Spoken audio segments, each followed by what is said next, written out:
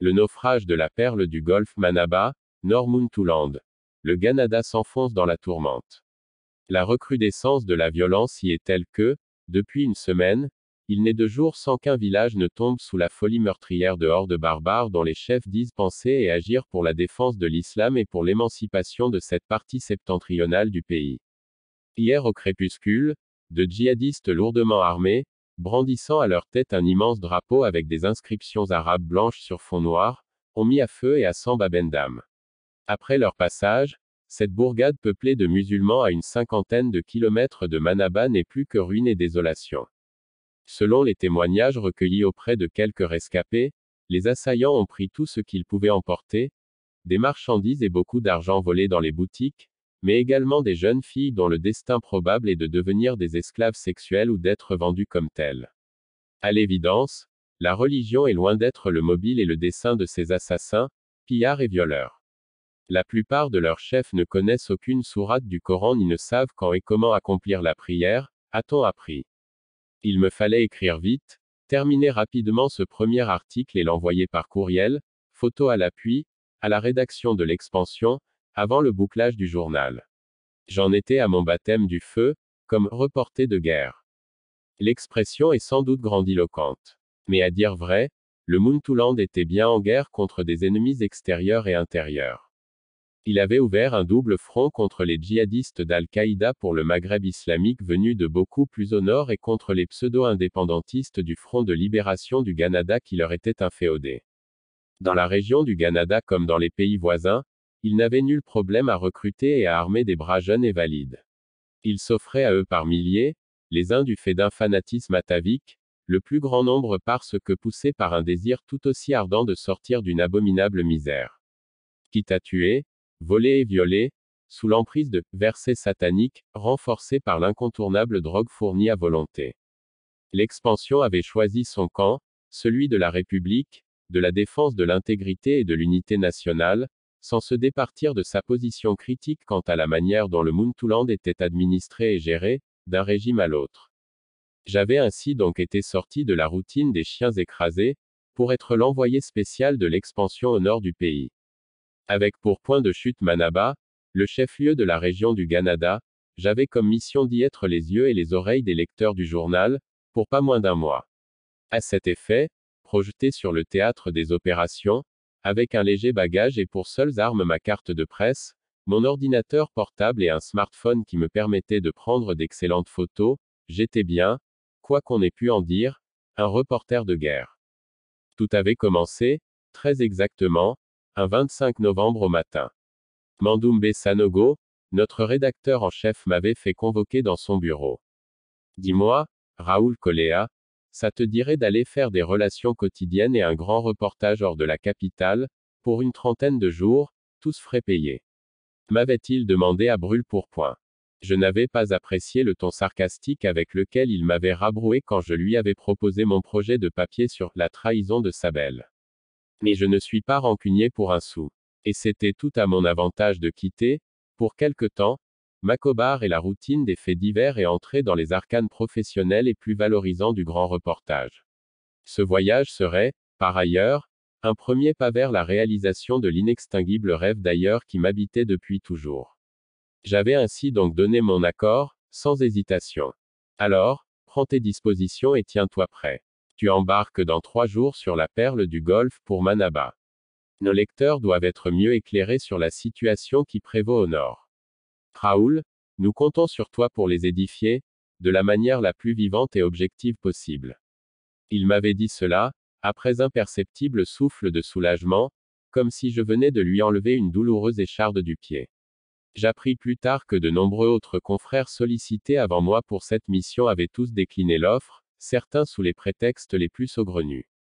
Ainsi allait le journal. L'on s'entre-déchirait pour des voyages aux agréables goûts et senteurs de sinécure, dans les bagages d'un président ou d'un de ses ministres, et pour des villégiatures à l'invitation de tel pays développé ou émerge par l'entremise de son ambassade. Mais quand il s'agissait de reportages à la dure ou à haut risque, surtout dans l'interland profond, il n'y avait plus personne sur qui compter absolument. Ou presque. Chantal Bata, mon épouse, n'avait du tout apprécié la décision que je venais de prendre. Elle se faisait mal au fait que nous allions devoir rester 4 longues semaines sans se toucher ni se voir. Mais encore les dangers auxquels j'allais être inévitablement confronté, là-bas, l'angoissaient terriblement. Elle me le fit sentir pendant les 3 jours qui précédèrent mon départ, et plus tristement encore au moment des adieux, sur le quai de la gare maritime de Macobar, où la perle du Golfe appareillait, un jour sur 3, pour le Nord. Je ne l'avais certainement pas convaincu en lui rappelant les risques inhérents à toute profession, et plus particulièrement à celle de journaliste reporter. Je lui promis que j'allais faire preuve de la plus grande prudence partout où les nécessités du travail pourraient me conduire. Mais le sort en était jeté. La perle du Golfe était un ferry plutôt joli dans sa robe blanche au parement sang et or, les couleurs de la République du Muntouland. Réputé stable sur fleuve comme sur mer, le navire faisait, sur le Lumbabo, un cours d'eau intrépide prenant sa source sur des hauteurs lointaines, la jonction entre le nord du Muntouland et sa côte atlantique, sur le golfe de Guinée. Il assurait ainsi, 2 fois dans la semaine, la rotation entre Macobar et Manaba via le port de Ramota, plus à l'ouest sur la côte, à l'embouchure du fleuve. Il transportait jusqu'à 350 passagers, les uns en cabine et le plus grand nombre en places assises sur le pont avant, avec chacune comme bagage 2 grosses valises au plus. Sa soute avait une capacité d'environ 30 tonnes de marchandises. L'espace réservé aux véhicules pouvait en accueillir 42 dont une dizaine de gros camions. La perle du Golfe comportait 2 restaurants, l'un africain et l'autre européen, un bar, un nightclub, un cinéma de 50 places, un salon de beauté, une boutique et une aire de jeu pour enfants. On avait largué les amarres le 28 novembre à 18 h, pour un voyage nocturne au terme duquel nous allions atteindre Manaba au petit matin. Il fut des plus agréables, sur une mer d'huile, la tête aux étoiles, visage et les narines sous d'euphorisants embruns. Il se poursuivit sur le Lumbabo, dans la moiteur nocturne d'une dense forêt-galerie équatoriale cédant au fur et à mesure la place à une éparse brousse sahélienne.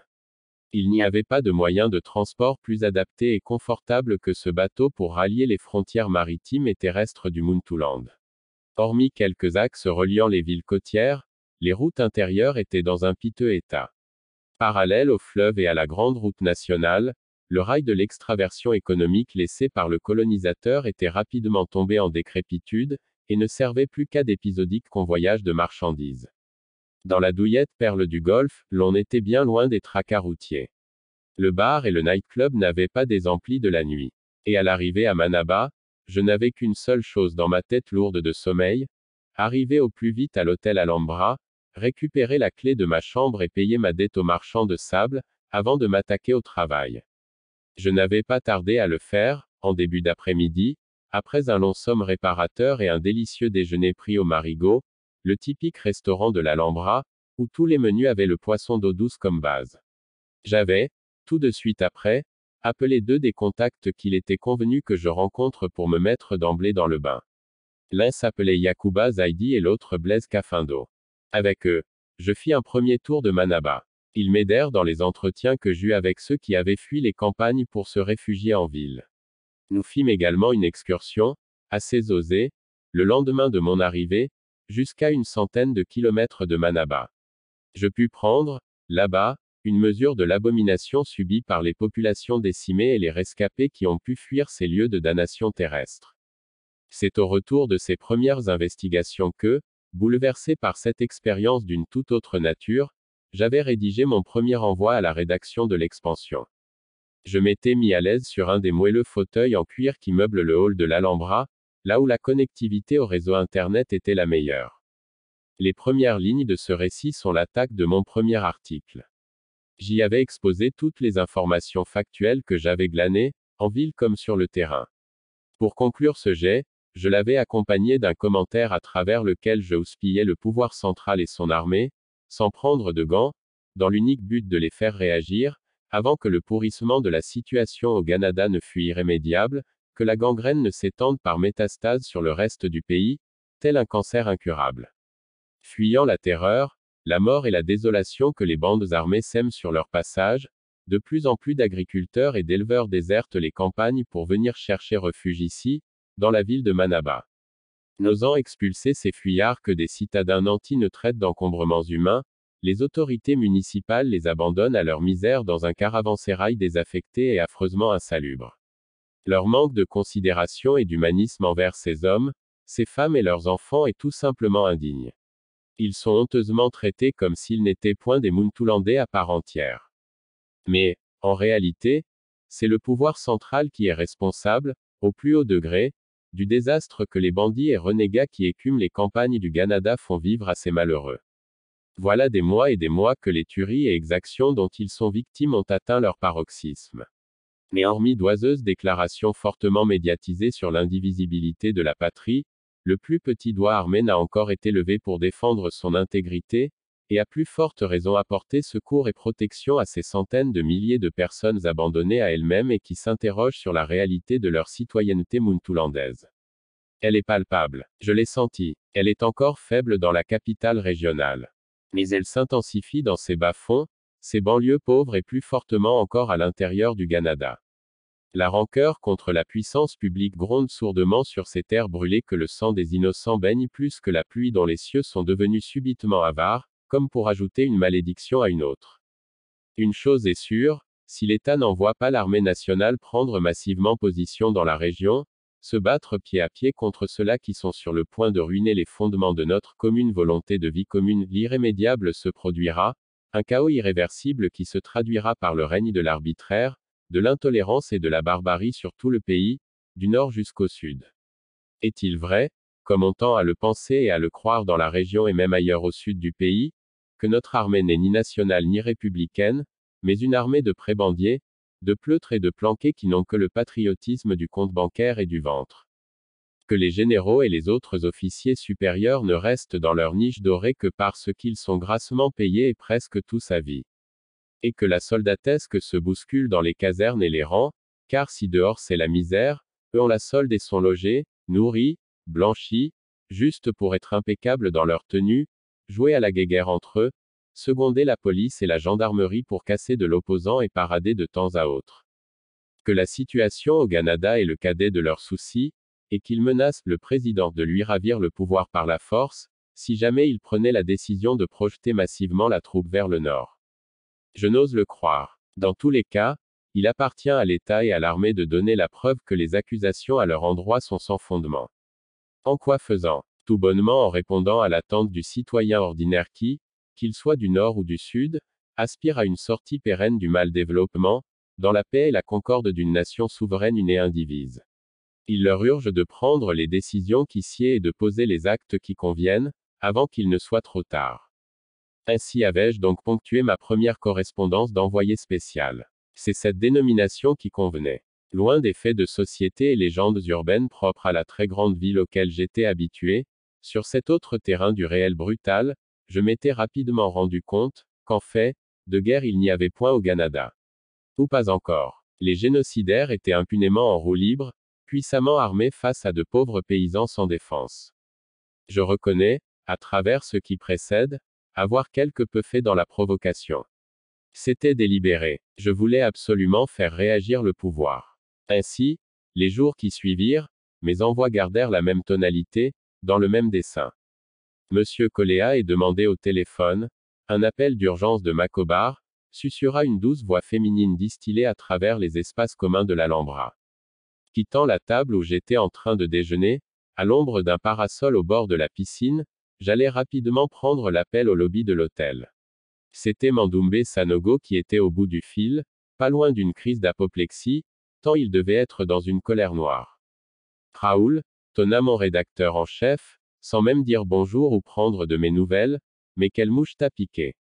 Voilà des jours que tu mets la République sens dessus-dessous.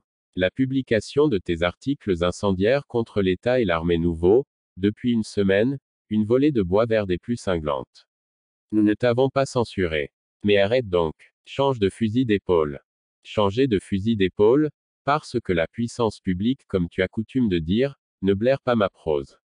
Tu n'y penses pas, rétorquai-je. Si c'est cela, je préfère écourter ma mission et revenir à Macobar Dardar. Mais depuis quand l'expansion est-il aux ordres? Sommes-nous subitement devenus pire qu'un média d'État? Oh, ne monte pas si vite sur tes grands chevaux.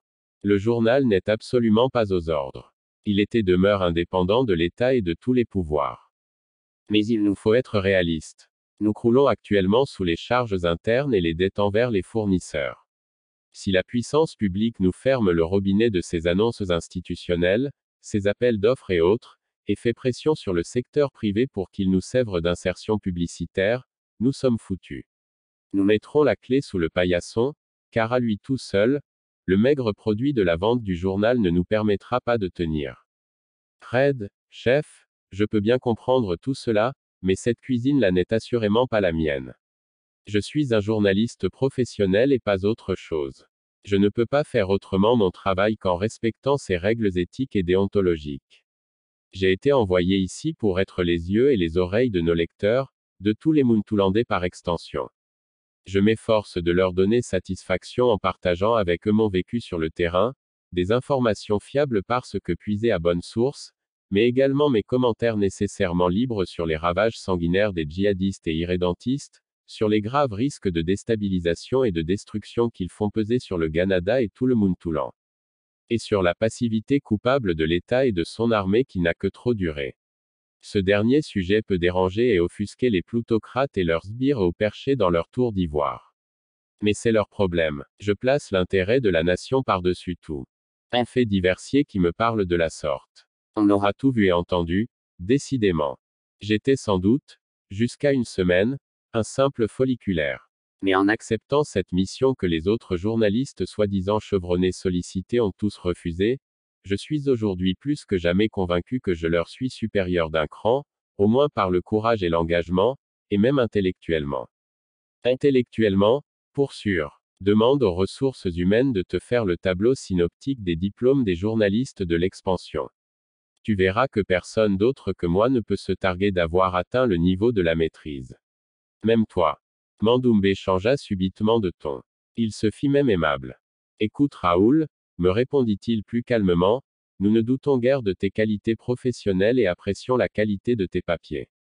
C'est d'ailleurs grâce à eux nous avons considérablement augmenté nos ventes ces derniers jours. Je l'avoue, ici à Macobar les gens se l'arrachent. Et suivant les remontées de ventes qui nous parviennent de la messagerie, il en est de même dans les autres régions, et plus particulièrement au Ganada. Mais tu dois bien prendre en compte les considérations qui nous obligent à ménager la susceptibilité de la puissance publique. Mais au fond, si tes papiers peuvent la pousser à réagir, à faire intervenir l'armée, ce ne serait que justice. Les radios commencent à te faire écho dans ce sens. À Y réfléchir, nous avons bien fait de t'avoir envoyé en éclaireur à ce qui n'est pas loin d'être un front. Ben bon, continue le boulot comme tu le sens, mais sois moins agressif et plus prudent. Je ne promis rien, sinon la régularité dans mes envois, en m'assurant à chaque fois de l'exactitude des informations que je balancerai à la rédaction. Mais en restant plus que jamais libre de mes commentaires. Les jours d'après furent plutôt ordinaires. Dans les campagnes ganadaises, les paysans qui étaient en plein dans les récoltes d'arachides et de coton, vaquaient à leurs occupations sans coup férir. C'était comme si ceux qui jusqu'alors faisaient de leur vie un enfer s'étaient subitement fondus dans la nature, avaient complètement disparu. J'en faisais régulièrement cas dans mes relations à la rédaction. Et la question récurrente que je m'y posais, notamment, était de savoir si ce calme apparent n'était pas trompeur, si ce n'était pas le prélude à une très grosse tempête. La presse avait soudainement afflué à Manaba. Tels des rapaces mus par leur instinct de prédateurs sentant le spectre funeste du sang des morts, les envoyés spéciaux des médias locaux mais également internationaux grouillaient dans la ville, avec pour point de ralliement l'Alhambra. Il était en fait le seul hôtel digne de cette appellation, de tous les réceptifs alentours. Les bivouacs nocturnes qui rassemblaient la plupart, à la Croix du Sud, le bar américain juché au dernier étage de l'hôtel, étaient tels des conseils de guerre qui ne prenaient fin qu'au petit matin. Certains jouaient au plus fin, en faisant perler quelques bribes des informations qu'ils avaient pu recueillir auprès de sources plus ou moins sûres, se fiant aux réactions qu'elles suscitaient comme éléments de recoupement, d'infirmation, de confirmation ou d'appoint. D'autres qui n'osaient faire le moindre pas hors de la ville étaient preneurs de tout ce que pouvaient leur raconter des confrères on ne pouvait plus imaginatifs, volubiles et généreux en informations pourries, surtout quand leur esprit avait été complètement colonisé par l'alcool. Cela faisait ainsi leur relation radiophonique quotidienne, en les illustrant d'entretiens lapidaires avec des sources douteuses apostrophées au détour d'un des couloirs de l'hôtel ou sur le trottoir de la rue passant devant. L'information la plus sûre et forcément la mieux partagée était que les troupes régulières étaient en branle-bas de combat. Le président, chef supérieur des armées de terre, de mer et de l'air, était enfin sorti de sa béate léthargie pour sonner la mobilisation générale et donner aux militaires l'ordre impératif d'aller au-devant de l'ennemi, de défendre la patrie en danger. Les généraux et autres officiers supérieurs des forces armées muntoulandaises ainsi que leur commandeur suprême voulaient, quoi qu'il leur en coûtât, cesser d'être la risée de la planète entière, par presse interposée. Les chefs rebelles et djihadistes étaient, comme tout le monde, bien au fait de ce qui se tramait contre eux. De fait, ils étaient en train de mettre à profit le temps de répit qu'ils avaient marqué, pour se préparer à la défense et à la contre-offensive, suivant des méthodes et tactiques de combat qui relèvent du banditisme et du terrorisme, aux antipodes de la guérilla des révolutionnaires historiques qui se battaient contre un pouvoir central inique, mais sans martyriser la population civile, leur propre peuple. De l'autre côté républicain et patriotique du pays, les médias audiovisuels, publics comme privés, furent mis à contribution pour sublimer la fibre et l'élan nationaliste de la masse des Muntoulandaises et des Muntoulandais, véritables. Partout la levée des couleurs prit une dimension plus solennelle et grandiose que d'ordinaire. Dans les casernes, la devise des armées, pour la patrie et l'honneur, la victoire ou la mort, fut rafraîchie et psalmodiée en toutes circonstances, comme quand les consignes de comportement en temps de guerre étaient données. Plus d'ardeur et d'enthousiasme furent mis dans la préparation physique et mentale des conscrits. Aucun stratagème n'était de trop pour galvaniser les troupes en instance de départ pour le front nord. Les jeunes soldats muntoulandais étaient sans nul doute nombreux à être prêts à accepter de mourir pour l'intégrité de leur patrie et pour l'honneur national. Mais fallait-il au moins leur donner les moyens d'attaquer et de se défendre, de ne pas aller au combat comme on va à l'abattoir. Ils avaient le patriotisme et le courage requis, mais point l'équipement et les armes qui convenaient à l'accomplissement de leur redoutable mission, renforcer la défense de Manaba, dernier verrou sur la route vers la capitale que la coalition djihadistes indépendantistes menaçait d'investir. Les moyens à la disposition des armées muntoulandaises découlaient, pour une bonne part, de rebuts et surplus européens et américains, récupérés et retapés par des intermédiaires occidentaux qui les revendaient à un État qui, officiellement, se targuait de ne commander et acheter que du neuf. C'était assurément sans compter avec les aigles fins nichés dans son circuit de passation de marché. Donnant à des fournisseurs occidentaux complices la latitude de fourguer tout et n'importe quoi au gouvernement et à ses démembrements, à des prix incroyables, il se servait goulûme au passage, au grand désastre du pays, de l'armée en particulier, dans la grave situation qui prévalait. Ainsi, les vieux camions et chars de combat de l'armée de terre peinaient à avancer vers le lointain nord, sur des routes taraudées par les eaux et transformées en marmites de géants en de nombreux endroits. Certains tombaient en panne mécanique ou de carburant et étaient abandonnés sur le bas-côté, dans l'attente d'une hypothétique main réparatrice. Leurs conducteurs et passagers poursuivaient leur chemin en se serrant à leurs camarades, sur les autres véhicules en état de rouler, entremêlant leurs armes d'un autre âge, des fusils semi-automatiques MA 49 à 56 à crosse de bois. La logistique déployée par la marine et l'armée de l'air n'était pas non plus de première jeunesse. Ces deux corps n'avaient pu mettre dans le coup que 3 vedettes de guerre et 2 canonnières fluviales, l'un et 6 hélicoptères de combat, l'autre.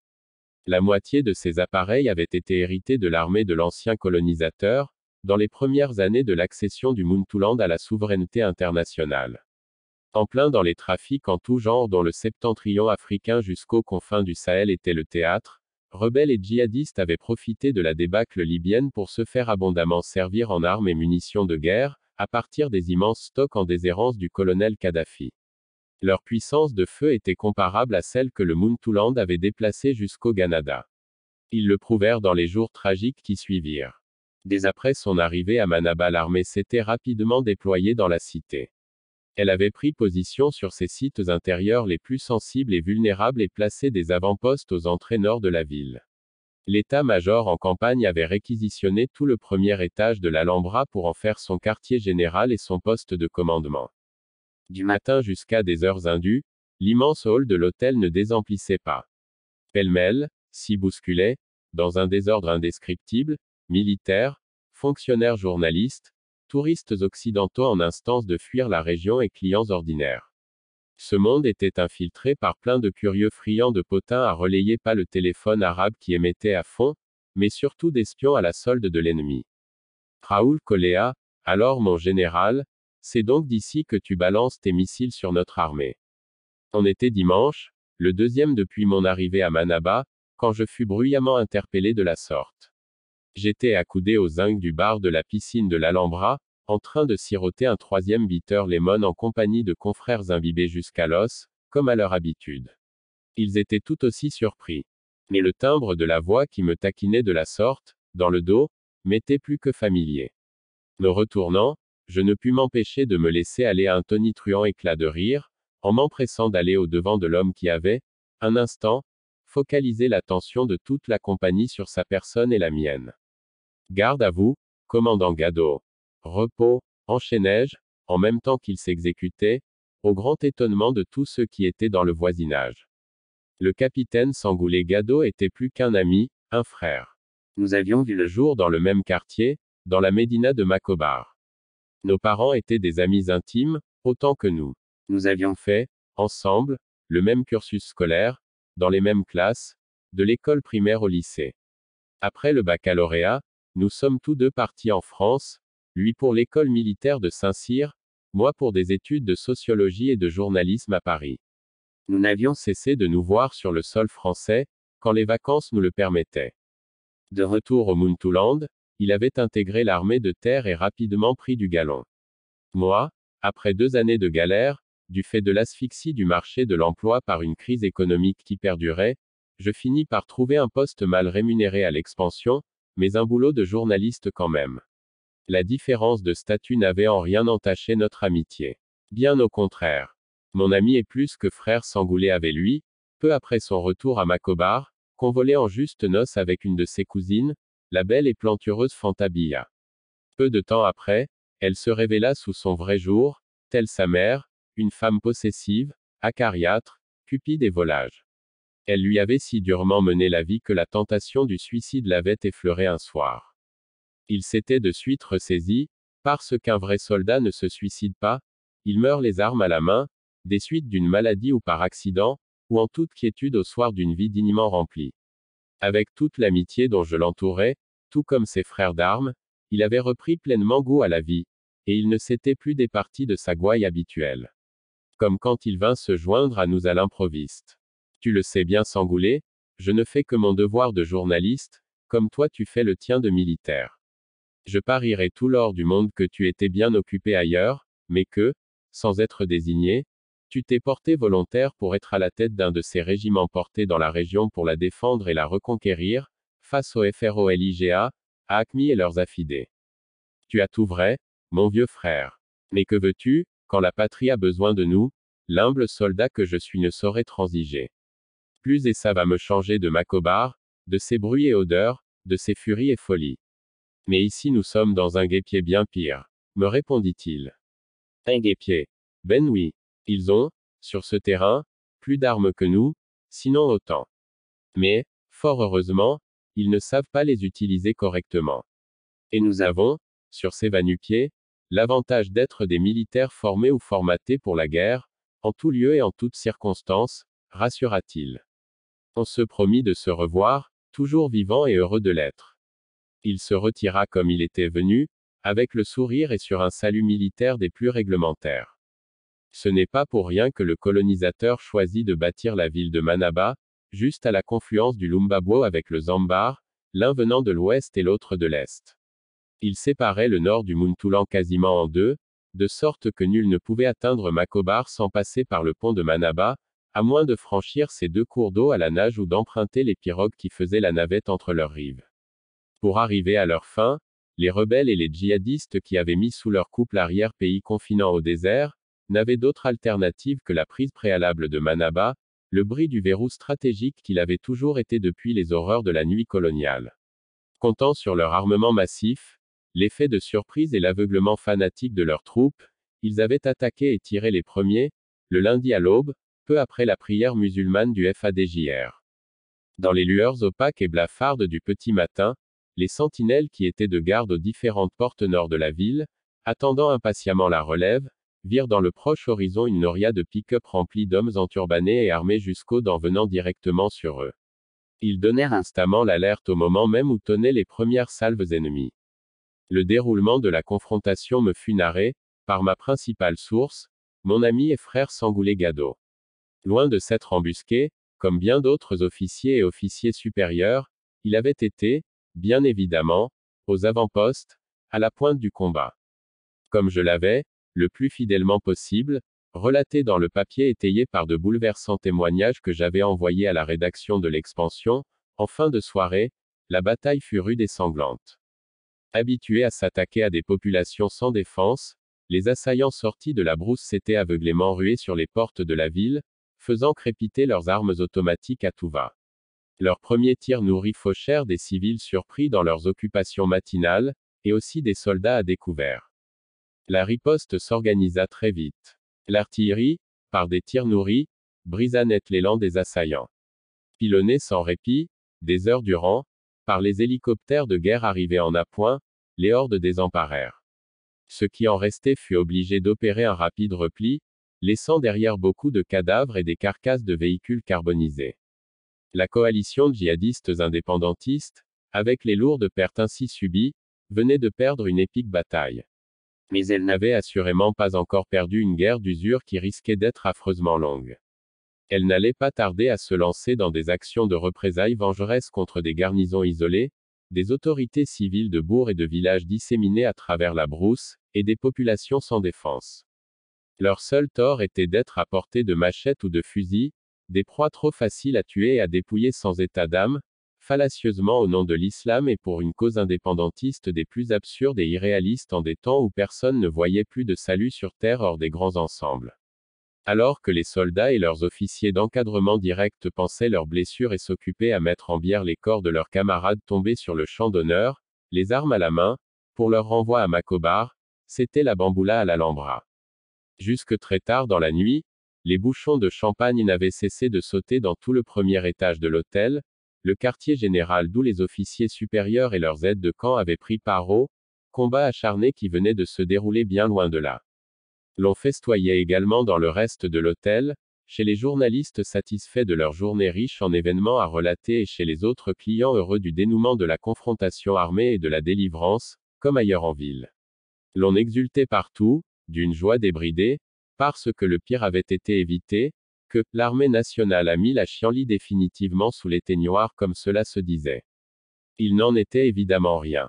La menace restait là, plus présente et prégnante que jamais. Et les observateurs les plus avertis savaient pertinemment que l'armée muntoulandaise, si professionnelle et vaillante qu'elle fût intrinsèquement, ne pouvait, à elle toute seule, venir à bout de cette hydre maléfique. Elle avait de tentaculaires ramifications dans tous les pays frontaliers au Muntoulan. Leurs États devaient impérativement se mettre en synergie contre ce fléau rampant. Mais leur force de dissuasion et de frappe ne suffisait pas, même mise en commun. Il leur fallait nécessairement le renfort de puissances étrangères. Occidentales ou autres, qu'importe. Elles avaient tout intérêt à intervenir pour éradiquer un mal qui, à partir de nombreuses sources, tendait à se répandre à travers la planète et frappait déjà l'Europe au cœur. On était le 27 décembre, à 3 jours de mon retour à Macobar, par la perle du Golfe comme à l'arrivée. Manaba était en effervescence, toujours dans l'euphorie grisante de la mise en déroute de ses assaillants. L'atmosphère guillerette et bon enfant dans laquelle baignait la ville et ceux habitants, toutes confessions religieuses confondues, relevait tout aussi bien de la fièvre hautement contagieuse des préparatifs des fêtes de fin d'année, comme il en avait été de même pour Noël et l'Aïd el-Kébir, par le fait d'une heureuse coïncidence, une semaine plus tôt. Manaba était tout à sa joie de revivre, de renouer avec son mode et son rythme de vie d'avant, au va-et-vient de ces moments de peine ou de bonheur ordinaire, d'immuables instants écuméniques de solidarité, de partage et de communion des cœurs et des esprits. Les artères de la ville étaient, plus qu'à l'accoutumée, pavoisées aux couleurs sang et or de la nation, comme pour signifier à ses ennemis intérieurs et extérieurs qu'elle était et resterait une et indivise. Des guirlandes scintillantes, aux mêmes couleurs et dans des tons verts et bleus, étaient accrochées aux lampadaires et, transversalement, au-dessus des avenues et rues les plus fréquentées. Cette débauche de couleurs et de lumière, mais également de son dans laquelle baignait la cité, dans un éclat sans pareil à la tombée du jour, donnait un avant-goût de ce que les autorités et les populations manabaises voulaient ardemment que la fête du Nouvel An fût, un inoubliable moment de joie festive et de bonheur partagé. Anticipant sur tout cela, des adolescents faisaient, par intermittence, éclater d'assourdissants pétards et des feux d'artifice projetant dans le firmament des myriades de couleurs et d'étoiles évanescentes. Soudain, une détonation beaucoup plus lourde et forte que le bruit de pétards se fit entendre. Elle fut quasi simultanément suivie d'une autre, de la même amplitude sonore. Le bruit des déflagrations qui secouaient si brutalement la ville, venait de plus loin sur le Lumbabo.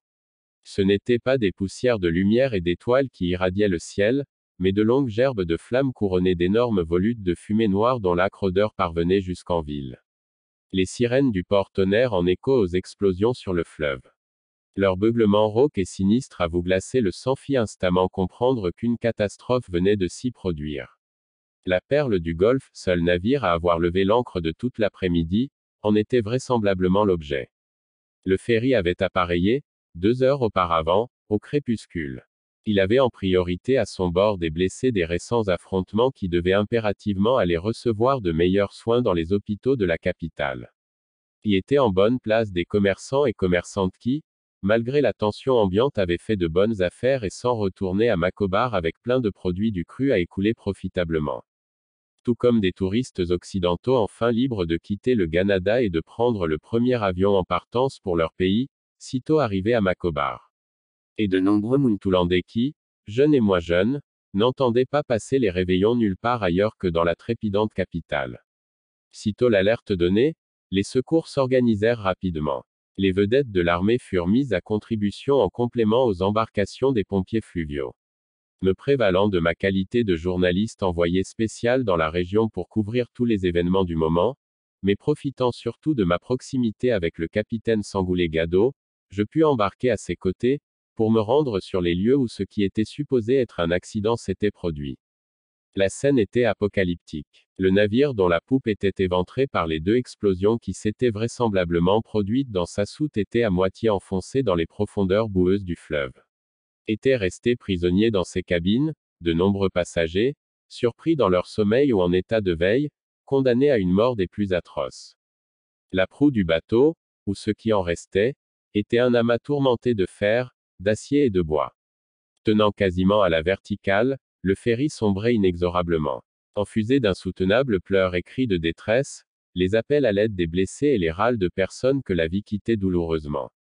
Tout autour, des rescapés se battaient contre la mort, dans les froides eaux du fleuve, entre des cadavres flottants ventre en l'air. Des restes humains horriblement déchiquetés, et des colis éclatés se dispersaient sous le vent. Par d'incessantes rotations, tous ceux qui pouvaient être sauvés des eaux et de l'intérieur du ferry le furent. L'évacuation des blessés les plus graves fut diligentée par hélicoptère sur le grand hôpital général de Macobar. Les autres qui étaient en danger moindre furent rapidement acheminés vers les centres de santé locaux. La destruction explosive de la Perle du Golfe s'était soldée par une terrible hécatombe. Jamais pareil désastre avec autant de morts en une fois, n'avait aussi profondément atteint et meurtri le Muntouland dans sa chair. Le dernier bilan établi faisait état de 500 morts et de 100 blessés, sur un bateau optimisé pour ne recevoir que 350 passagers. Il était en surcapacité, comme c'était toujours et encore le cas dans presque tous les moyens de transport public africains. Mais le fond du drame est que c'est le monstre qui a sournoisement frappé. L'hydre maléfique vient de se venger de sa récente défaite cuisante sur d'innocentes victimes en usant de l'arme des lâches, l'attentat aveugle. La vérité indéniable est là, les djihadistes indépendantistes n'ont ni le courage ni la dignité de se battre à la régulière. Ils ont poignardé dans le dos toute une nation. Ils ne sont, tout compte fait, que des terroristes de la pire espèce. Des semeurs de violence, d'atrocités et de morts qu'il faut empêcher d'entraîner toute la région sahélienne dans des abysses cataclysmiques. Ainsi avais-je conclu le dernier article ponctuant tristement ma mission au Canada. Sitôt balancé, j'avais cherché à joindre Chantal, mon épouse. Comme à mon habitude, je lui relatais tout ce qui venait de se passer, dans cette terrible après-midi, mais sans faire cas des détails macabres qui me secouaient encore. Il se faisait tard. Apparemment personne n'était encore au courant du grand malheur qui venait de se produire. Les autorités ont cru devoir garder le silence là-dessus, jusqu'à plus ample informé, selon la formule officielle. Le gens ordinaires surent finalement tout ce qui s'était passé ce soir-là, qu'en lisant les informations détaillées de l'expansion du lendemain, largement reprises, commentées et amplifiées par les radios.